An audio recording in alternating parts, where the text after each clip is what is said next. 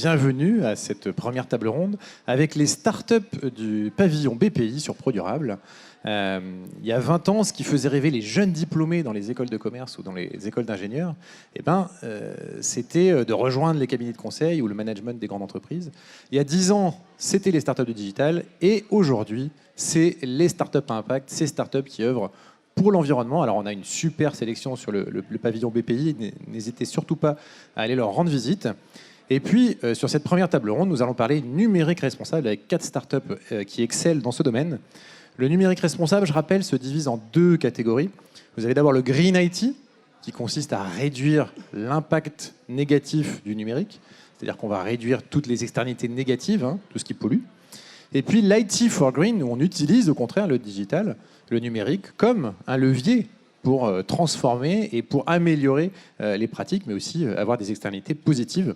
Donc l'utilisation du numérique comme levier positif. Et puis, justement, sur le Green IT, c'est exactement là-dessus que vous êtes positionné chez vous, Frédéric, chez Frugger. Est-ce que tu peux nous en dire un peu plus sur Frugger ? Bonjour à tous, enchanté. Donc Frédéric Marchand, un des cofondateurs de Frugger. C'est un peu dur à prononcer, mais c'est un diminutif de frugalité. Voilà, vous l'auriez deviné. Donc Frugger, en fait, c'est un outil qui permet d'analyser et d'améliorer l'empreinte des plateformes numériques des entreprises. Donc ça répond à une problématique très concrète des entreprises qui veulent aller au-delà d'un bilan carbone et comment mettre en place des actions qui vont permettre de mesurer en continu déjà l'empreinte environnementale et l'empreinte sociale de leur plateforme numérique, mais également d'améliorer. Très concrètement, on va être capable d'analyser en fait l'ensemble des applications d'un système d'information. On va récolter à la fois des données sur le réseau, les usages, les serveurs, pour déterminer des scores environnementaux. Donc à la fois le multicritère au sens des gaz à effet de serre, électricité, eau, ressources naturelles, mais également une empreinte sociale. Vérifier en fait l'accessibilité, vérifier le côté inclusif de vos plateformes numériques. Et tout ça n'est pas que vertueux, parce que finalement, si on conçoit des plateformes, des parcours numériques qui soient plus légers et donc plus rapides à exécuter, qui soient accessibles à plus de monde et donc moins de points de rupture, c'est plus de clients au final. Et voilà, donc il y a un retour sur investissement qui est également économique. Et toi, Alban, chez GICAN, vous êtes plutôt sur de l'IT for Green, justement. Donc, est-ce que tu peux nous présenter un peu GICAN ? Oui, bien sûr. Donc, bonjour à toutes et à tous. Alban Castin, président et fondateur de GICAN. En 2 mots, le pitch de GICAN, c'est Frugger, mais appliqué à la mobilité. Ce qu'on propose, c'est d'aider les entreprises, grâce à notre solution de management global de la mobilité durable au travail, d'améliorer la mobilité des collaborateurs et de diminuer le bilan carbone associé à cette mobilité. On sait que 50% des émissions carbone en moyenne sont issues au trajet des collaborateurs, que ce soit les trajets domicile-travail, les déplacements professionnels ou aussi les travailleurs mobiles qui se déplacent de site en site ou de chantier en chantier. Et notre mission chez GICAN, c'est vraiment d'aider les entreprises à faire un diagnostic, d'avoir une vision à un instant T de la situation de la mobilité de vos collaborateurs, comment ils se déplacent, où est-ce qu'ils habitent, où est-ce qu'ils vont travailler, quel type de transport ils utilisent, et ensuite être capable de vous pousser les améliorations possibles pour changer cette situation et inciter les collaborateurs à un changement de comportement plus vertueux et bien entendu mesurer tous les indicateurs associés à cette mobilité. Parfait, merci beaucoup Alban. Et dans cette partie IT for Green, il y a une stratégie qu'on voit souvent qui s'appelle la stratégie compagnon. Du coup, l'outil digital, c'est parfois une application, parfois un logiciel ou un site, l'outil digital devient un compagnon du service physique. Alors justement, Vincent, vous, chez Ficha, c'est exactement le sujet. Vous êtes une stratégie compagnon. Bonjour à tous, merci à BPI pour l'invitation et la mise en avant. Donc Vincent Hippo, cofondateur de Ficha. Donc nous, on fait un peu comme GICAN, mais pour les déchets. Non, c'était totalement une blague. Nous, on vient installer donc des capteurs dans les locaux poubelles qui vont faire remonter toutes les données liées à la gestion des déchets d'un bâtiment. Donc, on parle de qualité du tri, quantité du tri, volume, tonnage collecté. Autant de données qui sont aujourd'hui essentielles et qu'un gestionnaire d'habitat comme un bailleur social ou un syndic de copropriété n'a pas forcément. Et donc, ces données vont lui permettre d'avoir une meilleure compréhension de la gestion des déchets de ces bâtiments. Et en fonction de ces données, c'est un peu la stratégie compagnon, on va déployer des outils digitaux qui vont permettre de gamifier et de communiquer sur une meilleure gestion des déchets pour en fait engager les usagers des bâtiments dans une meilleure gestion de leurs déchets et permettre à des bailleurs sociaux, par exemple, de venir améliorer la propreté de leur résidence. Merci beaucoup Vincent et Bertrand. Du coup, chez Akagreen, vous êtes complètement aussi sur une stratégie compagnon et compagnon de choses quand même remarquables. Enfin, c'est très étonnant du coup d'être compagnon de plantes. Absolument. Bonjour, merci à tous. Bertrand Jannick, directeur du développement associé chez Akagreen. Effectivement, ma présence sur le panel peut paraître un peu surprenante parce que nous, on fait de la végétalisation de bureaux. Mais plus loin que ça, nous, on entend reconnecter les collaborateurs à la nature, donc quand même le mot-clé reconnecter, qu'on retrouve dans le digital. Plus sérieusement, on agit sur les principes de la biophilie qui font qu'on se sent naturellement attiré par ce qui est naturel, par ce qui est vivant. Donc en installant des plantes dans les entreprises, on apporte du bien-être, on apporte de la sérénité, on essaie de mettre les collaborateurs dans des bonnes dispositions. Donc forcément, on a à cœur de maintenir les parcs des entreprises en bonne santé, de faire en sorte que le vivant et reste en bonne santé. Donc on a beaucoup utilisé le digital, justement, pour nous assurer que ces plantes soient toujours en pleine forme, en digitalisant la gestion des tournées d'entretien, puisqu'on envoie nos mains vertes s'occuper des plantes dans les entreprises, en créant une base de données de toutes nos plantes dans les entreprises, avec un suivi très fin des différentes variétés, des différentes conditions d'accueil des plantes, la luminosité, les conditions atmosphériques, tous les types d'environnements, parce qu'il y a énormément d'environnements de travail différents, ce qui nous a permis ensuite de développer des protocoles d'entretien très fins qui nous permettent de limiter le risque de perte. Pour aller un tout petit peu plus loin sur le digital compagnon, pour reconnecter les collaborateurs à la nature, plutôt que d'être dans une végétalisation décorative, nous on pousse la végétalisation participative, collaborative, et donc on a développé une offre d'application qui s'appelle la Green Academy et qui permet aux collaborateurs de maintenir eux-mêmes leurs plantes et de nous, en back-office, entre guillemets, de les accompagner, de leur pousser des informations sur les plantes, de leur permettre de lancer des alertes en flashant le QR code qu'il va y avoir sur un bac, et nous, derrière, de leur dire, là, écoute, il faudrait peut-être tailler la feuille jaune, il faudrait peut-être déplacer le bac, le mettre un petit peu plus à la lumière. Et voilà, donc, engagement des collaborateurs. Du coup aussi engagement qui peut parfois mener à des chemins de transition personnelle ou de transformation personnelle qui justement vont enclencher des transformations d'entreprise. Une des bonnes manières aussi pour l'entreprise de se transformer, c'est aussi d'aider la transformation durable de leurs collaborateurs, comme on l'a vu avant d'ailleurs dans la transformation numérique. Il y a un parallèle tout à fait intéressant. Et du coup, puisqu'on parle de transformation, les 4 startups que nous avons là, elles participent aussi à cette transformation durable, parfois aussi à la transformation numérique, parfois les deux.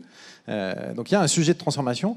Frédéric, du coup, est-ce que tu peux développer un peu cet aspect transformation qu'il y a derrière Frugger et l'impact, et notamment les métiers qui sont impactés, puisqu'il y a surtout plusieurs métiers qui sont transformés grâce à ces outils? Alors nous, on porte vraiment une vision d'un numérique plus responsable, et c'est pas juste un effet de mode. C'est-à-dire que souvent, je fais un parallèle par rapport à l'industrie automobile. On n'imagine pas un constructeur automobile sortir un véhicule qui fasse abstraction de sa consommation d'essence. C'est pourtant ce qui est fait aujourd'hui dans le numérique. Ce qui est d'ailleurs un peu presque hallucinant, j'ai envie de dire. Aujourd'hui, avec Frugger, on est capable de diviser par 2 l'empreinte environnementale d'une plateforme numérique. C'est juste énorme, c'est même choquant en fait. On pourrait dire c'est super, vous avez des super retours sur investissement, mais moi ça me choque en fait. Je préférerais qu'on en ait moins.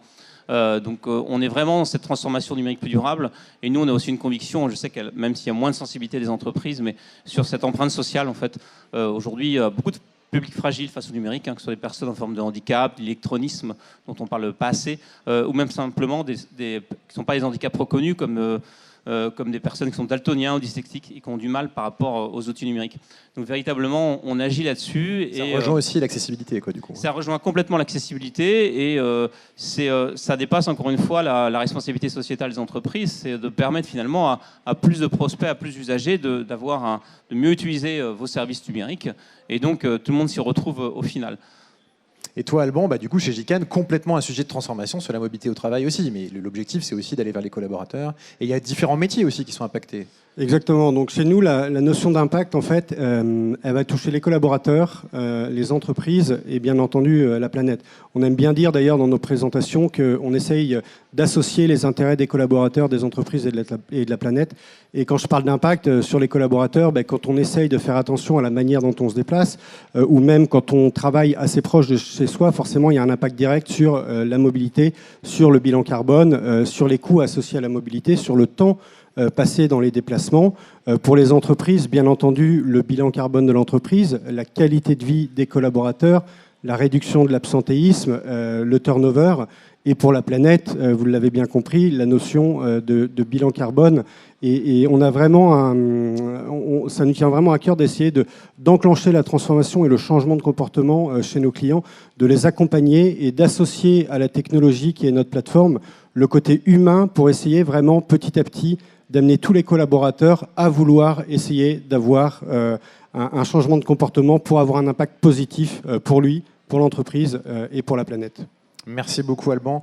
Et du coup Bertrand, chez Acagreen, on va faire un petit saut, justement en transformation par les plantes, par le fait de quelque part mettre les mains à la terre, la reconnexion au vivant, je peux en témoigner, je pense qu'on est beaucoup à pouvoir en témoigner, ça fait beaucoup de bien d'aller mettre les mains dans la terre dans son jardin. Moi depuis que je le fais, je vais bien en tout cas, ça m'apporte beaucoup de bienfaits. Ça peut être à titre personnel mais aussi dans l'entreprise et c'est en fait exactement ce sujet transformatif d'Acagreen.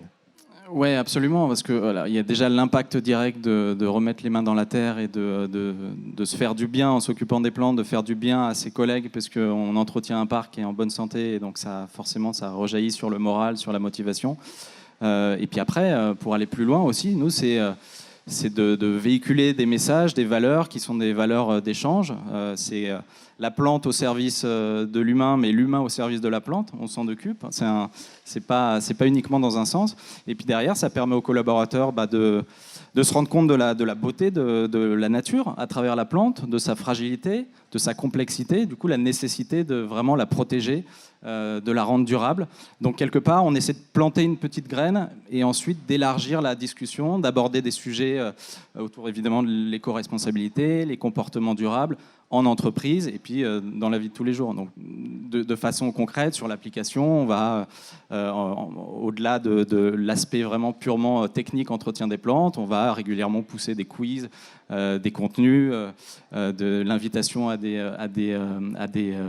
des animations, des conférences, etc. Peut-être même des choses liées au biomimétisme, cette méthode d'innovation qui travaille avec la nature plutôt que contre elle.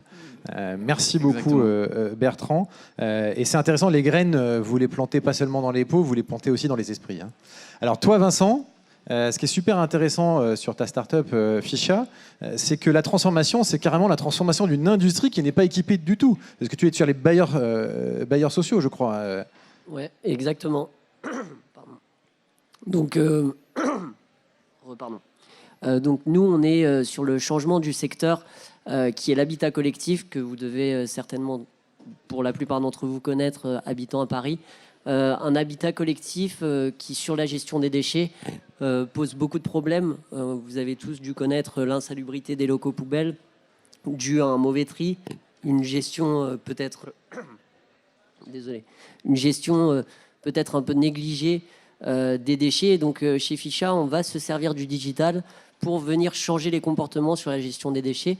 Ce dont on s'est rendu compte, c'est que les usagers n'avaient pas forcément la volonté de mal faire, mais par méconnaissance ou manque d'accompagnement sur leur comportement, vont se désolidariser, se résigner, vont voir une poubelle qui est mal triée.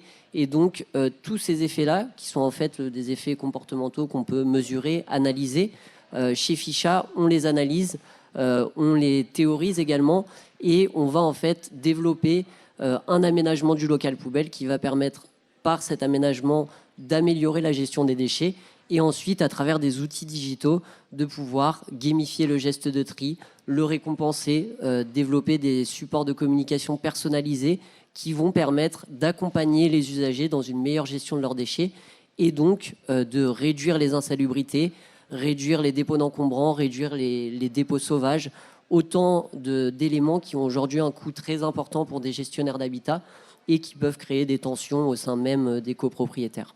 Donc c'est la mission de Ficha. Merci beaucoup tous les quatre. Vous incarnez vraiment cette excellence des startups à impact françaises. Je rappelle qu'au Next 40, il y a 10% des startups qui sont des startups à impact. C'est un peu unique au monde. La France a une position très intéressante. Et puis aussi, vous incarnez ce que je prône. Je suis un fervent promoteur du progrès écologique. l'innovation mise au service du progrès écologique. Le progrès technologique est intéressant, mais seulement quand il est mis aussi à profit. Il ne pourra pas tout, hein, par contre, il peut être mis à profit intelligemment au service du progrès écologique, et vos 4 startups incarnent bien ça. En tout cas, n'hésitez surtout pas à visiter, à leur rendre visite sur leur stand ou à les rencontrer ultérieurement. Il y aura aussi évidemment les vidéos qui seront en ligne que vous pourrez partager sur ces 4 intervenants de qualité. Et nous allons passer à la table ronde suivante. Je vous invite à laisser place et nous allons inviter nos compagnons de l'énergie.